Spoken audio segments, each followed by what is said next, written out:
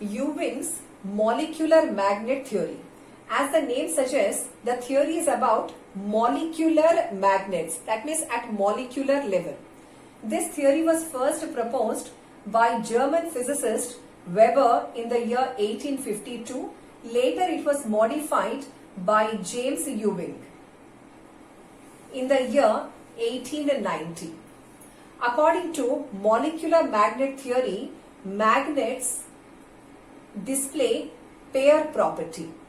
What is the meaning of a pair property? Pair property's meaning is the magnet's poles, means north pole and south pole, always appear in form of a pairs. It is not possible to isolate the north pole and south pole. Say we have a magnet and we break this magnet into n number of tiny pieces. Then each piece will acquire its respective pair of poles. Every piece of the broken magnet will acquire its pair of poles. If this magnet is further broken down to the molecular level, then this magnet, which is made out of magnetic substances are made up of molecules. These molecules themselves behave like tiny magnets.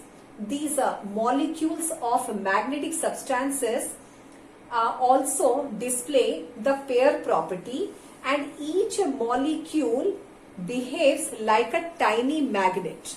So this is about the molecular magnet. Where do we find a molecular magnet? We find a molecular magnet in magnetic substances. What are magnetic substances? Substances like iron, cobalt, nickel, etc. These are the substances which are otherwise ferromagnetic substances. The ferromagnetic substances at molecular level, they consist of molecules where each molecule behaves like a tiny magnet. These substances, when they are in unmagnetized state, so this is the diagram for unmagnetized state, that means when they are not magnetized. In unmagnetized state, these are substances, molecules, where every molecule of them behaves like a tiny magnet. These are tiny molecular magnets in unmagnetized state. They remain in a random order. That means they will not be in a proper direction. So they will be in random directions. So though they are, each one of them are tiny magnets, but they cancel each other's magnetic field. As a result, the net magnetic field due to the molecules of an unmagnetized magnetic substance is a zero. And since a net magnetic field is zero, these substances, the ferromagnetic substances, when they are not magnetized, do not have the ability to attract or repel iron-like substances. But once these ferromagnetic substances are magnetized, how to magnetize? Either by conduction or induction. That means we can take a magnet and just rub over it. So after a number of times of rubbing, these all molecular magnets, under the influence of other magnets, they align themselves in proper order.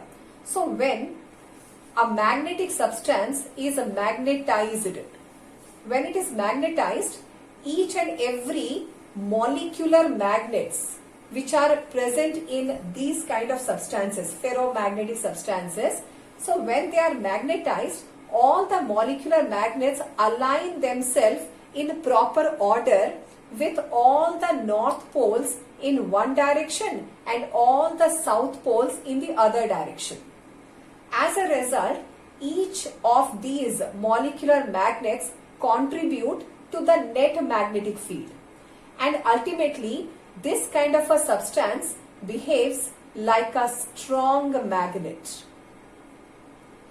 But according to molecular magnetic or magnet theory, according to molecular magnet theory, it is very difficult to align all the molecular magnets which are present in magnetic substances. But if it is done, then such a state is called the point of saturation. Once the point of saturation is attained, then every magnetic molecular magnet, all the constituent elements of this kind of a magnetic substance, they all will align in proper order. One of the direction with as north pole and the other as south pole. Once they attain that situation, then further if we magnetize such a substance, its magnetic strength is not going to increase. So that means once a saturation point is reached, whatever is the contribution to the magnetic field, that will be the final amount of magnetic field. So this is what the molecular magnetic theory means. Now here Ewing explained molecular magnet theory. That means the molecules of a magnetic substance like ferromagnetic substances, they themselves are tiny magnets. When they are not magnetized, they are in random order, do not contribute to field. Once they are magnetized, each of these molecules contribute to the field. So this is what molecular magnet theory was all about. But Ewing in his theory could not explain that why that these kind of substances, molecules behave like tiny magnet, and why is it that substances like paramagnetic substances or a diamagnetic substances, molecules, that means the non-magnetic material substances, molecules do not behave like magnets. Also, in this theory, it is not explained, or Ewing could not explain that why is it that certain substances like bismuth or copper are repelled by strong magnets. So this is about the Ewing molecular magnet theory.